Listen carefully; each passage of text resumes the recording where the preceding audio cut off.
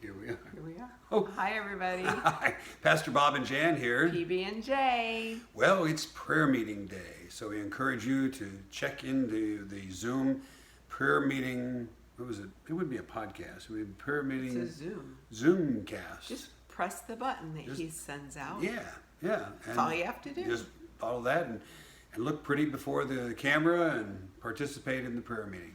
And I have a shout out. Ooh, a shout out? A shout out to Celine. She asked her mama when Janma was going to be on TV. Hi, Celine. Hello, Celine. I miss you. Well, how about hello to Levi and Asher, Okay, all right. Celine, Gracie. I guess so. How about Sammy? Hi, Sammy. Anyway, I thought that was so cute. When's Janma going to be on TV? When is Jan going to be? Okay, well, we have to cover some questions, right? Yes, we do. We Well- had several questions submitted. So, Susie, was our winner. But Congratulations, Susie. Sharon asked a very similar question as well Yeah. about genealogies That's and right. the Old Testament. You can that tell kind of who's stuff. reading the Community Bible Reading Journal. Yeah. So, a similar answer to Susie's, Yeah. which y'all heard before. And then Michelle Glandon said, we have heard bits and pieces, but would love to hear Bob and Jan's testimony of how they came to Christ. And Bob's call to the ministry would be cool also. Well, we have kind of boring testimonies because we came to Christ as children. We thank God But for I that. remember it, and it wasn't boring at the time. Okay, what would you like to add? Well, I came to know the Lord through Vacation Bible School, through the film Pilgrim's Progress. Yeah, not like the one we saw last year. No, but same story, Yeah. just not animated like that. Yeah, and I came to know the Lord at an early age. Jan was not reared in what would be a Christian atmosphere, right? And so I was, and I was very thankful for that. And so, kind of, we came to know the Lord at an early age, so we're thankful for that. Jan's parents came to know the Lord, and eventually, she was. Matter of fact, you were the first one in your family. So, anyway, so it's important. All because of an invitation to Vacation Bible School. Vacation Bible How do you School. like that? Yeah. And as far as called to the ministry, I was in a home of in our church that was a lot of emphasis on Christian missions and also full-time Christian service. I knew that I was called to somewhere, somehow, at an early age, and I always tried to figure out how I could figure my own testimony into that, or my own plan of action. I always wanted to play professional sports and then go on to be in the ministry, but God had another plan of action. So as I pursued different things, God kept stopping it and saying, nope, change this, and eventually I was in ministry, and I knew that's where I belonged anyway. So thank God for that call to ministry. So another question from Heath is, who is Handel, and why is Messiah your favorite? As in the Handel's Messiah. Handel's Messiah. George Frederick Handel was actually a composer that lived in England, and he was given the challenge to write an oratory,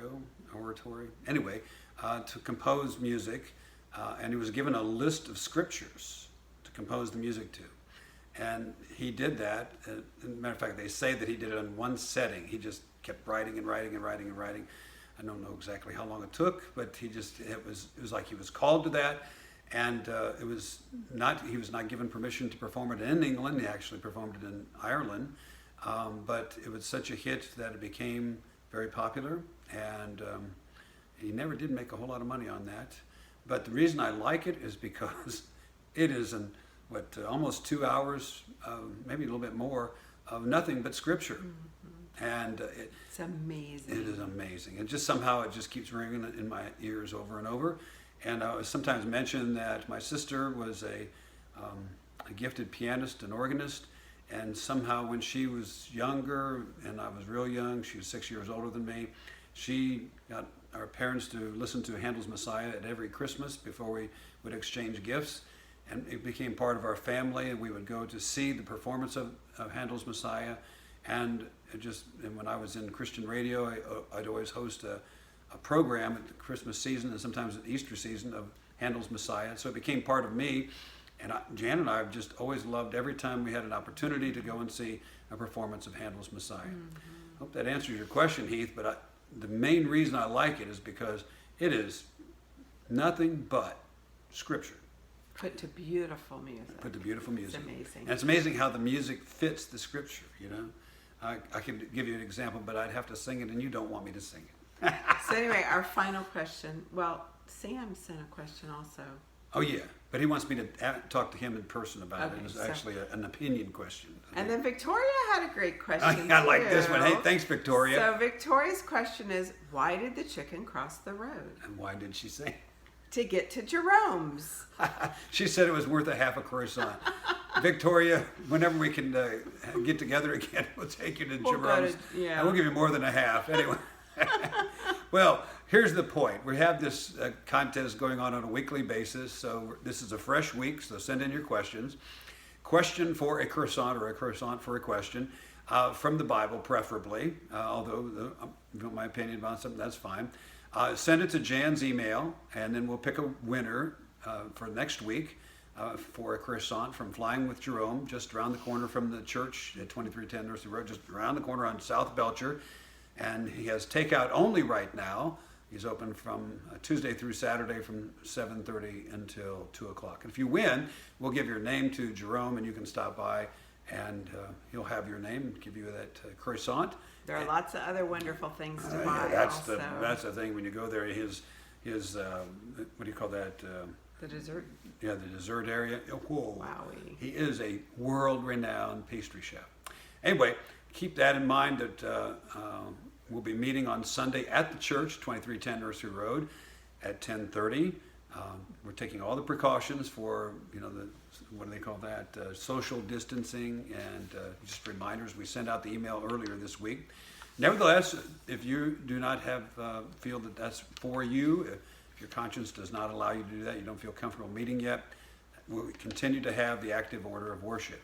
Hence, I have the tie on. Oh, yeah, because right? I preached a sermon today. And you can see the picture on my Facebook page of Bob this morning, right before he left to go to the church office to preach the sermon, because I'm like, I need a picture of you. You look pretty snazzy. By the way, it's this old suit I pulled out. Yeah, it's like and, from 30 years ago. and I didn't realize it. It's, what do they call this? Some kind of checker, anyway. So that, anyway, I forgot. You do not wear things like that on television because it kind of goes. So Oh, well. if it's distracting, just keep in mind I won't do it again. But anyway, check it out. If you're following the active order of worship, it will be available for Sunday worship. So it's about time that we get to prayer meeting. So we want to say thanks for joining us today for the pastor's chat. Thanks for submitting your questions from all that did for last week. It's a fresh week, so bring them on. So we'll pick a winner and answer the questions. By the way, did you see my latest project in the background? Oh yeah, Jan is on a painting project. On my, instead of watching the news, I paint. There you go. Therapy. It's a whimsical seahorse. We must go. This is Pastor Bob and Jan. Bye. Bye, everybody.